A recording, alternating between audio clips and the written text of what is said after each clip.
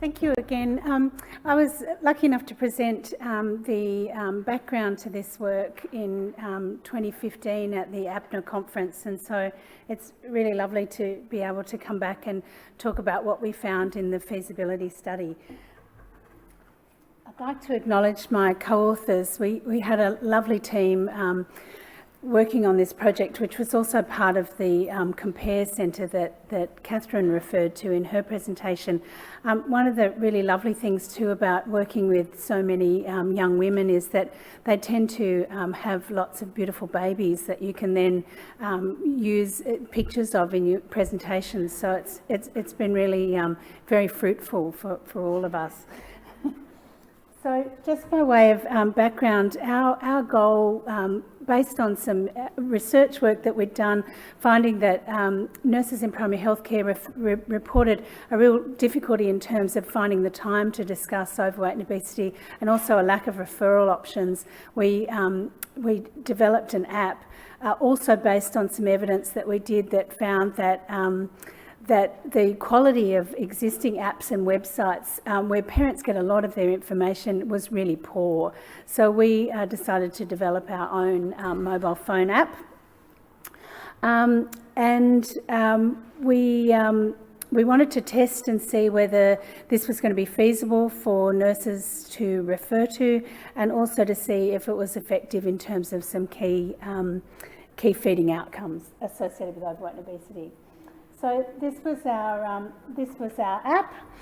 This was the landing page from our app, and the key goals were to promote breastfeeding. If people had stopped breastfeeding or didn't want to breastfeed, we wanted to promote what we called best practice formula feeding, which was really feeding to satiety, not over feeding, not putting too much powder in the bottle to try and help the baby sleep, not using food to settle, those kinds of things.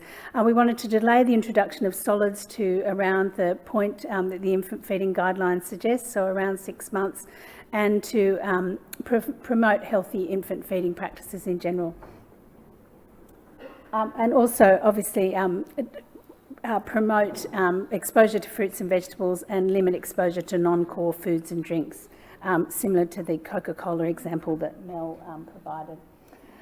The app provided 3 push notifications a week to people who were using the app, or 3 text messages for those who weren't. One of those was about milk feeding, one of them was a general sort of feeding, and one was for mums, an encouraging message for mums. They were tailored to the person's feeding methods, so if you were breastfeeding, you got breastfeeding messages; if you were bottle feeding, you got bottle feeding messages; if you were mixed feeding, you got a bit of both, and also the age and stage of the baby's development. And they also had the mum's name and the baby's name. And we had a Facebook page that I'll talk about a bit later that turned out to be a really important part of the whole intervention. This is what the app looked like. So the push notification would say something like, "Is Flynn fussy? The more you fuss, the more your baby will fuss.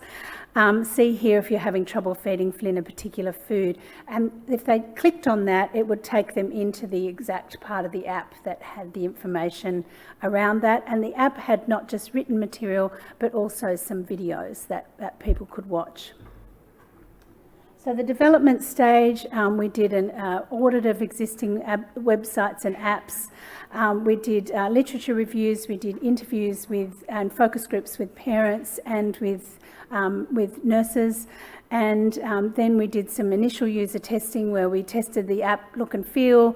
We tested the app look and feel with both parents and with nurses, and we piloted the key messages, and then we did our feasibility study. So we collected data at 3 time points. We had an online survey at baseline, then when the baby was 6 months old, and then when the baby was 9 months old. And then we did interviews with parents at the end of the program and with practitioners. We recruited 300 people to the intervention group who got the app, and a similar number to an information-only group. And this is how we enrolled our participants. You'll see here that this is where we decided to open it up to online recruitment because it was all going a bit slowly and we knew our money would run out before we had all of our participants. So we opened it up to online recruitment in May, and you can see we had a massive spike in June. So that was a really key learning for us, in that we had really hoped that we would recruit the bulk of our participants through primary healthcare, but what actually happened was that we recruited the bulk of our participants online as soon as we opened it up to Facebook as a recruiting method.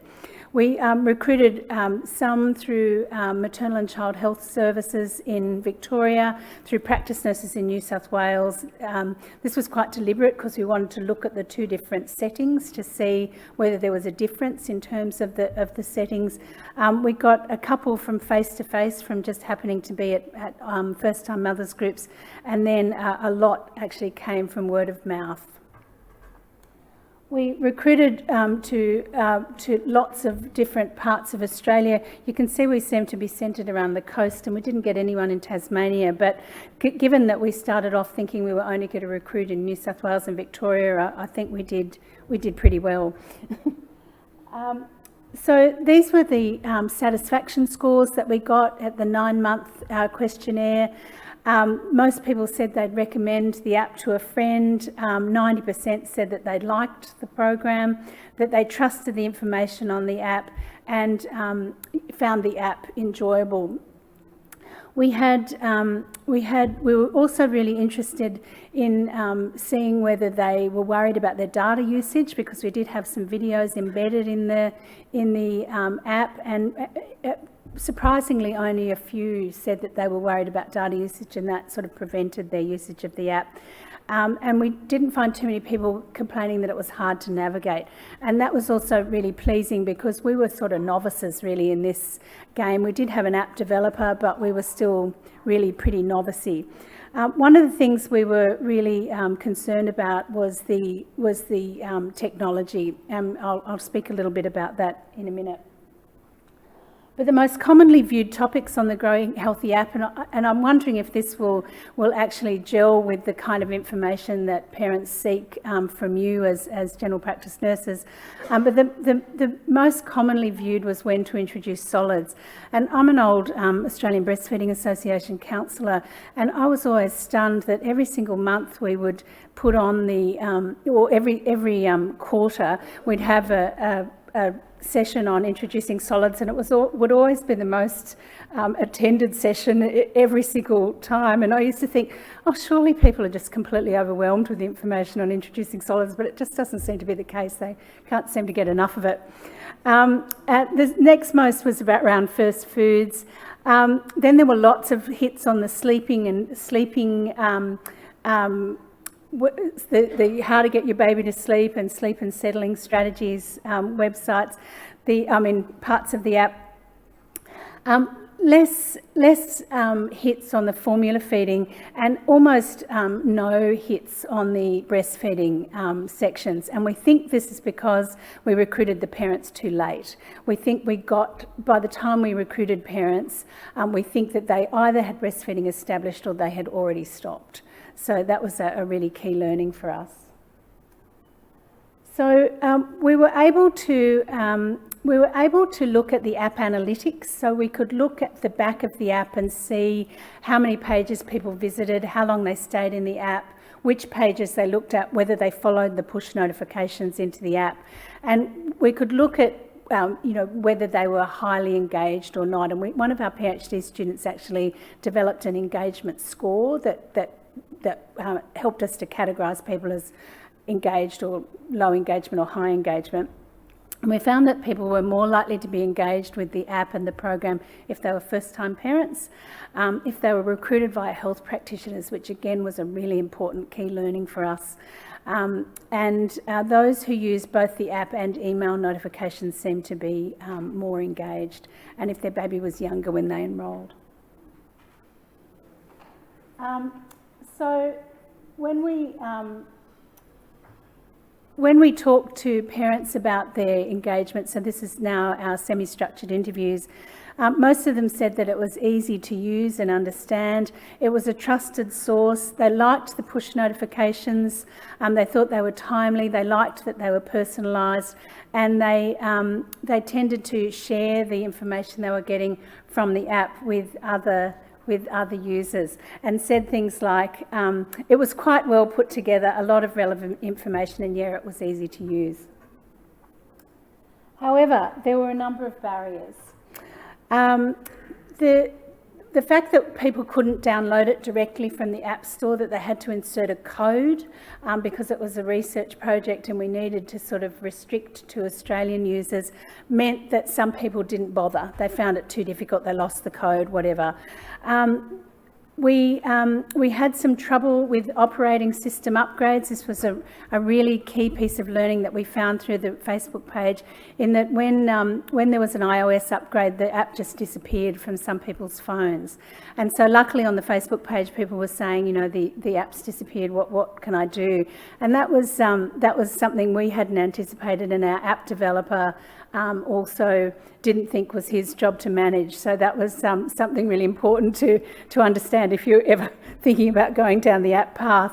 We could get it back, but it obviously caused some people to think, oh look, if these people can't, you know, get that right, what do they know about infant feeding? So that was kind of tricky. And they also said they wanted more content on play and development. But it did lead to an increased confidence in their feeding decisions, especially around whether babies were getting enough milk, and delaying the introduction of solids, because a lot of people feel quite pressured from family members to introduce solids. They also, they also loved it that the app was there 24 hours a day, and they could access it right there on their phones. One of the really interesting things was that it also reinforced the advice, and this was very deliberate. We made sure that the advice we provided in the app was exactly the same as they'd be getting from their healthcare provider.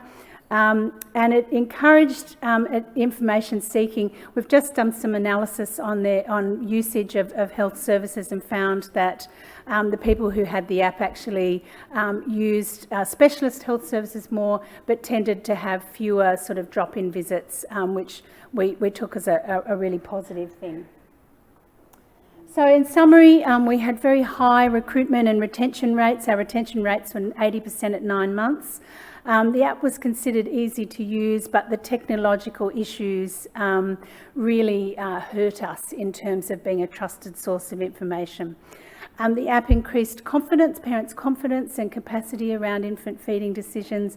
And one of the things we found was that we made this app usable in Apple and Android phones, and that caused us, it meant that we had to make certain compromises in terms of the app functionality. But it turned out to be really important, because we found that most of the mums who had lower educational attainment or lived in low socioeconomic areas were using the cheaper Android phones, so we were really glad we did that. The recruitment via health professionals seemed to be really crucial in terms of people seeing it as a partnership with their health provider, and that's something we really want to explore further in the next version.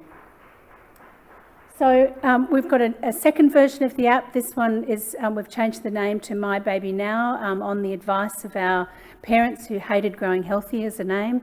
And the colour scheme's changed. And this one will commence in pregnancy, so it will have some antenatal content, really preparing mums for breastfeeding. It's going to have even more personalised push notifications and personalised quizzes.